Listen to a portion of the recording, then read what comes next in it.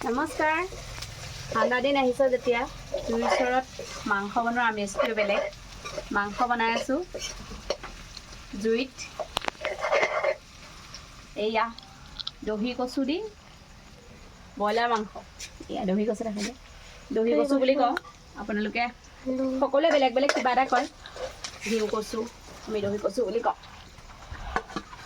আলহী আহিব সেইটো কাৰণে বোলে আজি মাংসটো জুইতে বনাওঁ।